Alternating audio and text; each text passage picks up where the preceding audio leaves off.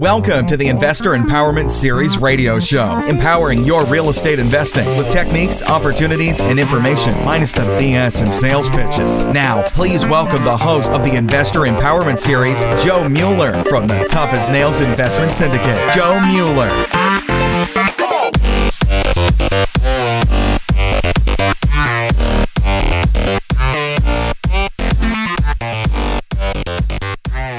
Welcome back to the Investor Empowerment Series radio show. This is episode number 43. I'm your host, Joe Mueller, back again. Today we're gonna digress from where I've been leading the podcast lately, which is working with some newer investors and hearing their story as getting started in real estate investing. I had Selma Badi on episode number 41 and Chad York on episode number 42. Two newer investors that have had some successes but have been involved in the business for the last few years. And the reasons why we actually had them on, if you didn't catch those episodes, I recommend you do. That is because nothing is ever 100% low risk or no risk. Nothing's ever going to go perfect. And when you're newer, a lot of times, whether you're working with a mentor or a partner or not, you may be faced with challenges that experienced investors almost immediately overlook or know how to handle because they've dealt with those types of situations in the past where you may have not. You know, a simple fix to a leaky toilet can be a lot more stressful for somebody who's just getting started as opposed to somebody who's done this 10, 20 times. So the concept was to get some of these newer investors on there, talk about their successes, their challenges. I think we successfully did that. I'm going to continue to try to find investors that are willing to be on the show. To be honest, it's not that easy to try to get guests that are willing to expose their successes, but also their challenges of the things that they faced and maybe some failures. So thank you again to our guests, Selma Badi and Chad York, in episode number 41 and 42 of the Investor Empowerment Series radio show. Really appreciate it. Thank you guys both. This week, like I said, we're going to change things up a little bit. I wanted to talk about what I'm doing this week is I'm preparing for the IMN Conference. For those of you who've been listening to the podcast for a while or since inception, which I hope is all of you. If you haven't, go back to episode number 1. I went to an IMN conference, which I'm going to talk about real quick. Back in episode number 26, you can hear a live recording of a panel that I was moderating about lease to own, land contract, contract for deeds, seller financing, and other non-traditional retail disposition strategies. That's what it was called. We also did a live interview on episode number 25 with Chris Davis of RRA Properties and Tanis Group Realty. He's one of my brokers, and he's also a very successful and full-time investor that does like 30 freaking flips a year or something crazy and has like 25 units in his rental portfolio that he's just built in the last 2 years. He's amazing. We're going to be kind of emulating that same theory again. I'm going to be out at IMN, the Single Family Rental Forum East is what it's called. It'll be down in South Beach, Miami, May 1st through the 3rd, I believe. So today is Monday, April 24th. I'm actually doing this podcast from my home office because I'm testing out a new recording device that I want to use to do these live interviews while we're out at IMN, whether it's for the attendees that are going to be with me or maybe to record a session. I kind of want to test this thing out, and I figured, hey, what better way to do that than just do my own podcast with it and see how it turns out. Hopefully I don't spend a half hour of my time and your time to come up with something crappy, but I was given this device, which is an Olympus portable recorder. It's kind of like a little I don't know, it's like a little handheld, almost looks like a little tiny handheld radio thing, but it's a little handheld recorder, kind of like what they use on ghost shows, like to listen to all the ghosts talking in the background that supposedly are, speaking in messages that you can't hear, and they play them back 10,000 times or whatever.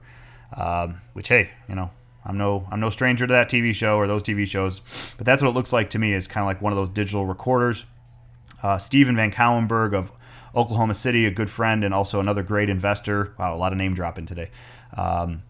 He recommended this device for any type of public speaking So if anyone's curious about what it is, I can shoot me an email, joe@tanisgroupllc.com, and I can tell you more about it or send you the model number or whatever. But just to go over what the plan is for this conference this week, and I know some of the listeners are going to be with me. What I did this time is I find such great value in the IMN Conference, and you can find out more about their conferences at imn.org.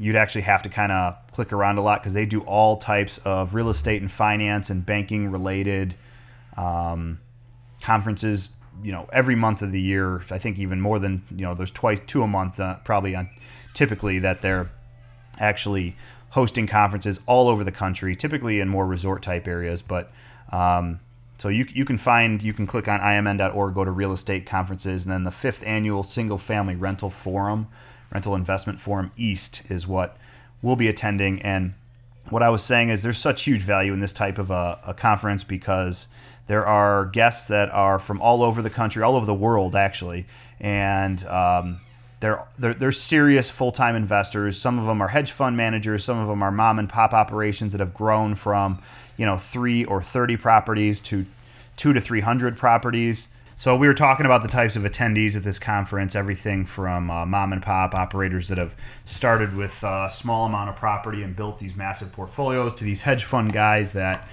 typically have never even, no offense to the hedge fund guys, but they've never really even swung a hammer in their life.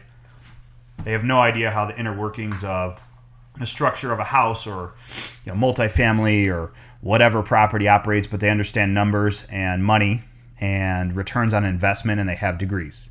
So there's a broad spectrum, and I don't mean that in a negative way. I mean, right? A lot of the listeners have a lot of experience or may have a higher level of education than me, or vice versa. So it doesn't really matter, because that's what's great about real estate investing is conceptually it's simple enough that anybody can get involved as long as they put their mind to it and figure out a few things on the education side, or at least team up with the right types of people. So just to get into this conference, some of the things we're looking at, and I don't want to be like an IMN promoter, but it really is pretty cool. Number one, it's in South Beach, Miami. I was down there, I believe, last year for it. It was a lot of fun. You're staying at a hotel on the ocean. There's a decent little in-house, we'll call it, nightlife at this hotel, because all these people are basically down there, not to go out partying, to hit the clubs in South Beach or whatever, but more to network with like-minded individuals. So basically at any given point, you can stop at the hotel bar, which there's an outdoor beach one as well as an indoor, kind of a more fancy one, at 8 o'clock at night, or 3 o'clock in the afternoon, for example. And there's going to be people from the conference there that are essentially sitting there networking, getting to know each other, holding private meetings, things like that. I know at the last IMN I saw or heard Brandon Turner from Bigger Pockets as I walked past him to confirm and tried to take a selfie with him, which didn't work. But hopefully he'll be there again. That would be cool to see him. The types of stuff they have going on here is what's really incredible. And I'm going to try to record some of these sessions. I know I am speaking on one of the panels, which I'll get into in a minute, but as a panelist, I know I get a copy of all the recordings that are held at IMN. So every panel that's there, I get a copy of the recording to listen to later. And from my understanding, what they told me last time was I had the right to utilize that recording, at least of myself, for whatever promotional purposes I needed. So I put it on the podcast. So this go around, I'm going to be speaking on a panel called Rental Home Disposition Strategies. How are you making sure you aren't leaving any money on the table? And some of the questions that were going to be proposed are: what goes into your decision about disposing of properties, market level dispositions, impact of the rising rate environment, dealing with retrades, redeployment of capital, disposing of occupied versus vacant property, friction cost versus price of bulk versus one-off sales, disposition fees, selling to an institution versus retail, small portfolio exit choice evaluation metrics, impact of buying originally for appreciation but selling for cash flow, and what is changing about the local broker market that you need to know. I mean, a lot of these questions are pretty detailed. They require detailed answers. Some of the questions I don't even know what the heck they're asking, and that may be because I am not the guy that has a master's degree in finance. But I ended up on this panel because of my history with owning a rental portfolio, as well as my previous panel engagements here with IMN have kind of been associated around that, or the disposition of property or non-performing notes. Actually, was one of my panels I was on a couple years back. So that said, I'm just gonna give you that snippet of what type of quality of conference that this is, because just like you, a lot of the listeners, I've gone to a lot of conferences and I've seen and been a part of, we'll call it like the local guru circuit. You go to some type of, actually we had one in Chicago a couple weeks back. I was unable to attend it, but I pretty much can figure out what it was because I was reading all the agenda before I even decided if I was going to go or not. And it's a lot of this super hyped up crap about how you can make $1 million being a real estate investor, quit your job, getting involved in real estate investing with no money down type stuff, which, maybe a better way to put that would be a creative acquisition strategy would probably be the title I would call that panel if there was a such thing as no money down deals. And there is, but it's just not that simple. I do believe, and I don't want to digress into this topic specifically, but my point is a lot of what gets pushed and promoted at the local level conference that you're going to find at your metro area center that they're going to be hosting it at. It's just the tip of the iceberg to get you to that next level. Typically a sales pitch to buy some type of a class, course, or series of videos. Those can result in success. There's nothing that says that it can't, but it's not that I don't believe it's going to be the only component to your real estate investment career or education. I feel like everything you do as an investor is just one more piece of information you could add to your entourage, your book, your library of data and information that you can hold and maybe reference later or utilize into a strategy. So if we were going to talk a little bit more about that topic, I would have called creative acquisition strategies as opposed to, how to do a no money down deal. There could be anything from, seller finance type stuff where seller's going to do a land contract, sell you a property maybe with very little to no money down, to a lease option where you're going to, acquire a property, or I should say control a property through the use of a lease and be able to then release the property to another tenant, for example, and sell it on the backside with a option to buy. That would be called a sandwich lease option. Those can be typically no money down deals. And the way those work, and I know we've kind of touched them on the podcast in the past, but I'll just regroup real quick. A sandwich lease option is going to be where you actually get control of a property through a lease option yourself as the investor. So Joe Mueller becomes the tenant and has the option to purchase the property, let's say at $100,000 within the next 5 years. Then I'm going to go ahead and take, and at this point I've got zero money down, right? I haven't given that seller or that landlord any money whatsoever. I'm going to take that opportunity that I've created and I'm going to market it to other investors or to most likely end home buyers or first-time home buyers, maybe people that don't have the greatest credit but are capable of maintaining a rental payment and paying their bills on time. And I'm going to market that property. Essentially, I'm going to market out that lease and lease option to another tenant. So then I get, and I'm going to use arbitrary numbers, but let's say I find someone, let's say I get control of the property for $1,000 a month and $100,000 option purchase price in the next 5 years.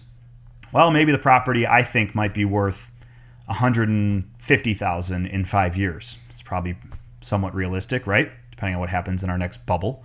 Even if it was worth $120,000, whatever. There's a little bit of an equity spread there. So I've got control for $1,000. I have a purchase option price of $100,000. I think there's going to be an appreciation play there possibly. And I'm going to have to buy the option from that landlord or that homeowner or whoever currently owns the property. that's going to cost me something. It can be anywhere from $100 to $5,000 that I'm going to purchase the option. And what that option does is it gives me the right to exercise that purchase price of $100,000 at some point within the next 5 years. So it gives me control. So let's walk through this. A, it gives me control of the property. 2, it gives me the option to purchase it at that $100,000 purchase price. And C, it then gives me that option to lease that property out to another individual. We'll call it tenant, I'm tenant A, this will be tenant B, where the exit strategy would potentially be that tenant B is actually going to exercise that option and close that property at whatever price I determine that I'm going to sell them the option for. So I've got it at $100,000. I'm renting it out for $1,000 a month that I'm going to be paying to that seller or that landlord or that investor, whoever it is that currently owns the property. I've got 5 years to exercise my option. I find a tenant at, let's say, $1,350 a month. So now I'm essentially releasing it to them for $1,350 a month, and then I'm going to give them an option to buy it for $125,000.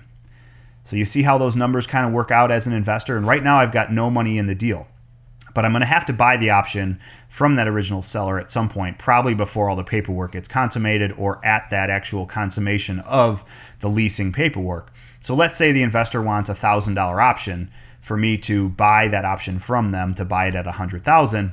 When I release it out to my tenant B at $1,350 a month, I'm going to potentially try to make some money on that option price too. Not only am I going to sell them an option to purchase at $125,000, which gives me a $25,000 equity spread there, which means I'm going to make $25,000 when they actually close the deal. I'm also going to sell them the option for, let's say, $2,500. So tenant B gives me $2,500 for the option to purchase the property. They give me $1,350 for the first month's rent. So now I'm sitting on $3,850, right, that I've been given by tenant B. I then go back to the original seller, landlord, tenant A, whatever, and I consummate or exercise or execute, I should say, the paperwork for the original deal on the A side of the transaction. So I've got $3,850 in my pocket. I'm going to pay the original seller, which we're going to call him a seller for the sake of this discussion at this point, because I keep repeating myself and moving all over the place. He wants his $1,000, so I give him his $1,000 for the option, the right to purchase. So he's got $1,000, so now I've got $2,850 in my pocket because I gave him $1,000, and then he needs first month's rent, or first month's rent, security deposit, whatever. So I give him, let's say this guy's not looking for a security deposit, he's only looking for first month's rent. Let's just say that's how the deal was worked out, to just keep the number simple. So now I'm going to give him $1,000 for the option, which is the right to purchase. I'm going to give him $1,000 for the first month's rent. So I have effectively gotten control of the property now, executed the documents. I am leasing that property from this seller.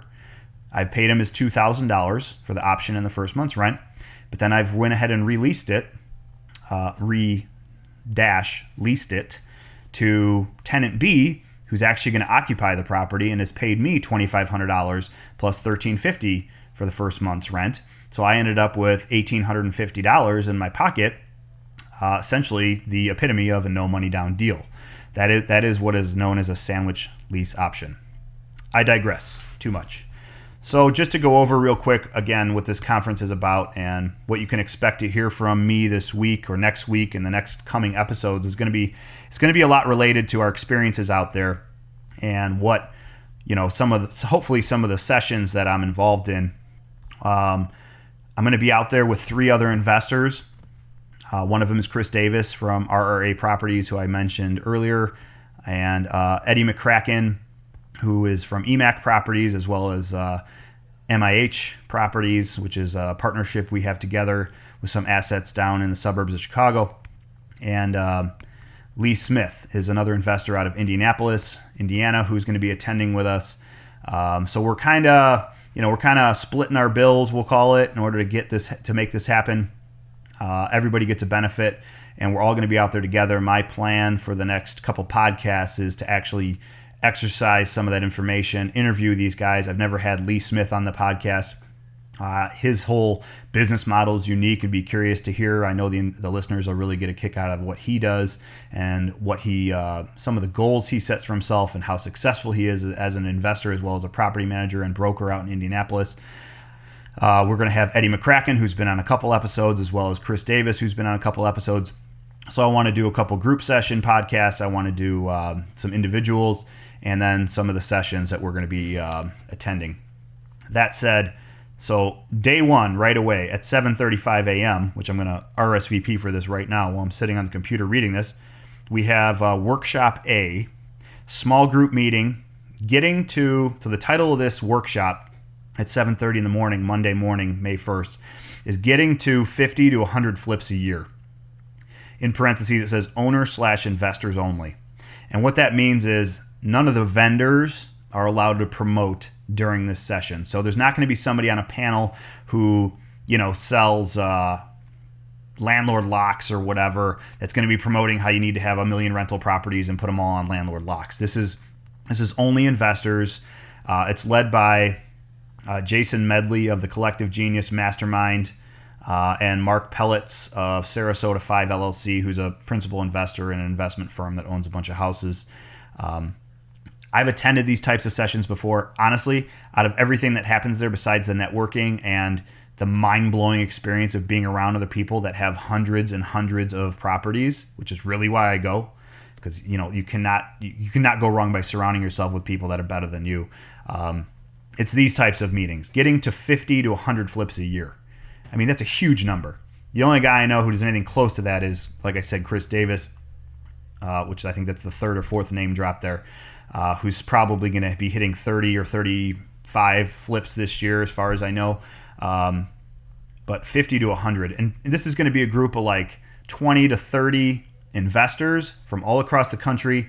They're going to sit down in a room and basically work on problem solving, utilization of different types of technology in order to manage their businesses and how to improve and how to excel and how to get to that next level.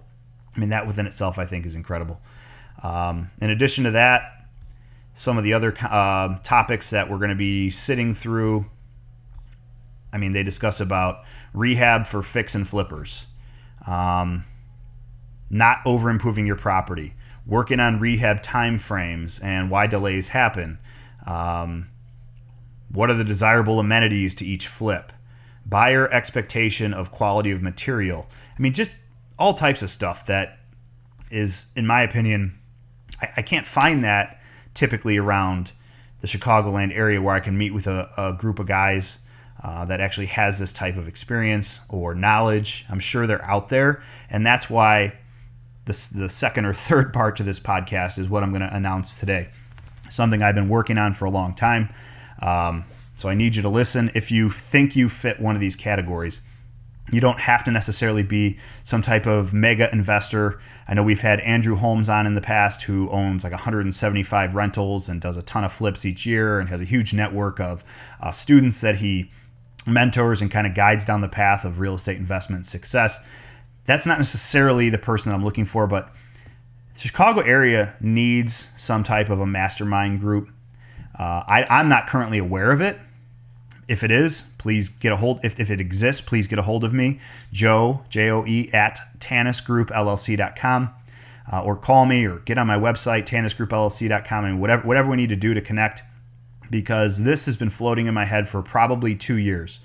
I do all these networking groups.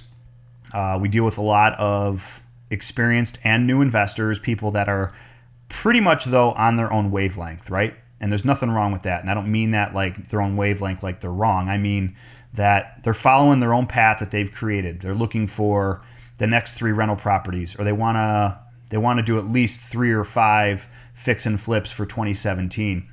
All great goals, all very possible in my eyes. Those could be members of this group that I'm looking to form. Right now, these networking groups, they're great. That's where I meet new investors, potential partners, money partners that are going to bring private money, find contractors from talking to other investors. As a matter of fact, I've got a landscaper who's not only going to be cutting the grass at my own house, but also at doing some landscaping work at 2 other rental properties that I just hired yesterday. that I met, the kid who is part owner of this company, and I say kid, he's 17 years old. It's him and his father. That's Rojos Landscaping, and they're based in the Chicagoland area. He's actually on like a work program situation where he goes to school, because I think he's a junior or senior in high school at this point. And half the day he's in school, half the day he's working with his dad running this business. And he helps out. He's probably, cutting some grass and, digging some holes for bushes and whatnot. But he's actually the backbone of the business, where he's handling the bookkeeping, the financial aspect, the scheduling, logistics, equipment, maintenance, things like that. And his goal is to be a real estate investor. I had to hire this kid. I'll be honest. I don't know if he listens to the podcast, but whatever he would have charged me for his fees, I still would have hired him, because I believe in what he's trying to do. I can't say I've met very few people in my career in real estate that actually were inspired to get into investing at such a young age. Before they're even 18 years old. That's incredible. But point is, met him at a networking group. He did some work for Dan Clarton, which is one of the investors and the host of the networking group. Dan was talking to him, and this kid happened to mention that he's interested in real estate investing. Dan mentions to me, do you think it'd be okay to have, this younger individual attend one of our meetups? I said, yeah, why not? Absolutely. Turns out he's already started his own education process in real estate investing. He's reading books about it. He's looking at properties. He's scouring the websites like Zillow and Hubzu and auction.com, looking at opportunities. He's practicing, which I think is great, by the way, because even I'll say the term adult investors sometimes don't even do this type of diligence. They just jump into a project and they end up getting screwed through the project if it doesn't work out. This kid's practicing before he actually plays. He's looking at properties, looking at opportunities, acquisition price of a house, $50,000, trying to figure out what he thinks it'll cost. He's already got somewhat of a crew through his own business that can help do some of the work. And, what is that rehab cost going to be, and what's the end value of that property going to end up looking like, and how much money can you make? I mean, I was totally inspired by this guy, and that's just one of the things that happens out of these networking type groups. And now he's getting business out of it. I forwarded him to one of our other investors to do some landscaping work. I think some drain tile work. I know a few of the other investors have asked for his information. That's the real power of the networking and the meetup. So now I want to take that to the next level. I'm very happy with the results of what we do as a networking group. Very happy with working with Dan Clarton and his networking group. I've talked to a local investor named Scott Shear of Grid 7 Properties. He's got a management firm based out of Dundee, actually like right by me. So we're kind of competitors, but we're kind of not. We're also good friends, which I think is the best way to have your competitors, because we trade information quite readily. We also own some properties together as well, because it just naturally worked out that way. We both have a similar mindset. What I want to have is maybe just a little bit more higher level type group as well. This is not to say we're going to exclude anyone who necessarily wants to be a part of it, but I want to be able to set a bar at some point that says, hey, you've had to have at least done 5 flips in the last 2 years. You have to at least own 5 or 10 rental properties in your portfolio. And it's not that I think that should be, the line in the sand necessarily. I think this is going to be something a little more formalized. I think there's going to be an actual annual fee associated with it, maybe $1,000 a year, and that's going to cover the cost of the actual meeting. I want to do something a little more higher end, where we're meeting during business hours, during your 9 to 5 workday, 11:30 a.m. at, the Anvil Club, which is a private club that I'm a member of in the Dundee area. Get a private room and have guests of a higher caliber come in, so we don't have so we've got something to offer guys that actually have a lot of experience in the real estate investment business, but also so we don't have anything that's going to go over anybody's head. What happens in something like that, in my opinion, is if we have 10 or 12 or 25 members of this higher end mastermind, and I know there's people listening to this right now that are thinking, well, why can't I be a member? Or I've only done 3 flips, or yada, yada, yada. I'm still formalizing that process, and trust me, I'm the easiest going guy that you're ever going to meet. It just has to be something where you're going to have to be able to contribute something, and take it away and bring it somewhere. And when I say that is, if I've got Rich McLean of RMAC Lending, who is on podcast number 39 or 40, I believe. I'll have to look that up. And we bring him in as a guest to the high end or the upper level, we'll call it the upper level mastermind, that these individuals who are in this group also are working with other investors that may be those newer people that are just getting started or only have a couple flips under their belt or really don't know what their next step is in real estate investing, or need to buy their first property. They can say, hey, I know a guy. I'm a member of this upper level mastermind. We had a guest at our mastermind meeting last month. It was Rich McLean of RMAC Lending, and he's a hard money lender, offers 100% financing. Typically, I believe his rates are somewhere around 14 to 15% with 5 points paid in order to access that money. That's a cost of money. I mean, can you do better? Absolutely. The way Rich's business works, though, can be very beneficial to somebody who may not have the funds readily accessible or has a number of projects and may not have additional funds in order to continue on, but finds the right opportunity. I'm thinking that putting together this higher level, upper level group mastermind can result in success for everyone. So please don't feel excluded.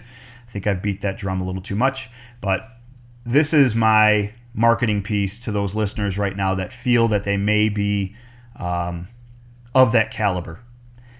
Do you have experience in real estate investing? Do you feel, you know what, we're not even going to put a number on the number of flips or the number of property. It could be a time-based situation. Maybe you've been investing for 20 years. Maybe you've been investing, and that's great.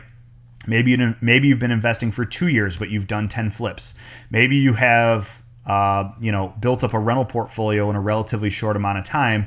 Maybe you've financed a bunch of properties creatively, a handful of properties that you feel is somewhat sets you apart from the norm. I feel like everybody has an opportunity to try to be a member of this. I am truly going to move forward with this. My goal is to have this up and running by the end of the summer 2017. And I don't want to make it too burdensome, as these individuals may be busy and may not be able to spend a lot of time working on something like this. But I feel like having a high caliber group of investors to meet approximately once a month, maybe once a quarter, depending on how it plays out, and truly explore the benefits of potentially partnering with each other, sharing information with each other. I'm talking guys that you don't have to be from Chicago, okay? I just don't know of one in Chicago right now that I can latch onto or be a part of. I'm sure it exists. But if you're going to fly in from St. Louis or Steven Van Cauwenberg, if you want to be a part of this and we can meet, somewhere in the Chicago area, or we kind of scatter this around somewhere throughout the Midwest, those are all ideas floating through my head. Just going to have to be that next step of figuring out exactly what needs to be done to get this up off the ground. So this is my marketing ploy for that. If you're interested in this, please email me, joe@tannisgroupllc.com. Please put in the subject line Mastermind Group. I'm going to start putting this together. I'm hoping to get at least a couple contacts off this podcast to get things started. If I know you, please send me an email anyway. If I don't know you, of course, send me an email. I'd like to talk to you. I'd like to find out more about what you can bring to the table, even if it's maybe just a guest. I'm thinking through my head right now. We've got Zach Karp from Success Mortgage Partners. He's done a bunch of financing for a bunch of my investors, clients, friends, partners. I know we do as brokers. We've used him on the buy side a bunch of times, refinance. I mean, he knows different people that are in the investment realm. He himself is an investor. He may be somebody like that, who might be the perfect fit or can bring something to offer to the group as well. I'm not just looking for the membership. I'm looking for the information that someone may be able to bring to the table. Like maybe there's an opportunity coming. And I'll give you an example of what I mean by that. I am aware of right now, I was given this by one of my brokers, but of a development opportunity in the Naperville area. 33 single-family home lots that have already been developed and subdivided. The next step would be to actually go through the city processes and put in the infrastructure, which is a huge project, and potentially sell these lots either to individual investors or builders, or potentially do some type of tract home investment where we're actually developing this community and selling off these single-family new construction properties. That could be something that you might want to bring to the table, and you'll be a part of the mastermind as a result. So again, that's just one example. please contact me, reach out to me. That said, I tried to keep this pretty short, but of course I went long like usual. Please rate me on iTunes and Stitcher. Please rate me. Please watch something on YouTube and give me a thumbs up or a star or however the hell it works. Share it. I am looking for more ratings. I'd really appreciate it if all of you could take the time to go on iTunes, search out Investor Empowerment Series Radio Show, and give me a good 4-star rating on iTunes and Stitcher. I'd really appreciate it. I work really hard to try to bring something to the table for you guys through this podcast. Love to see some of the comments you have. Also, if you have any questions, concerns, if you're newer or experienced or facing some type of challenge, please send me an email. I'm working on putting together another question and answer session for myself and Dan Clarton to kind of be a part of, as Dan Clarton as my co-host on that particular episode, which I'm shooting for is episode number 50, to have another Q&A session. I've got a handful of questions and comments that have come through already over the last 20 episodes or so. I'd like to see more. I'd like to hear what you guys are experiencing, questions about the market, your most recent flips, maybe some rental challenges you've been facing, marketing for tenants, property management problems, what to do when flipping houses, what type of finishes to choose, how do you choose them, working with contractors, managing contractors. I mean, all these things can be addressed through this question and answer podcast. And last but not least, I'd like to plug, and this is on behalf of not only Andrew Holmes and Dan Clarton, but also myself. We are co-hosting a radio show on Sundays from 12 to 1 p.m. on Sunday afternoons at AM 560, The Wind. You should be able to find it in the Chicagoland area, and I know that's a national networked and broadcasted station as well. I believe it's 560 AM. We're going to be doing, or we are already doing, a radio show for an hour on Sundays that's basically talking about what's going on in the local real estate market and throughout the country, as well as some of the opportunities that members of Andrew Holmes' group get to obtain as being a member, one of the benefits or some of the benefits. Any questions about that, I can direct you towards Andrew, and I just wanted to give him and Dan a plug there because we're kind of working together on doing this radio show. Anyway, talk to you soon. Reach out to me. Thanks. Bye. Thanks for listening to another episode of the Investor Empowerment Series Radio Show. Be sure to tune in next week for another empowering episode. We welcome your feedback, so please rate us on iTunes and Stitcher, and visit us at www.investoремpowermentchicago.com or tannisgrouprealty.com.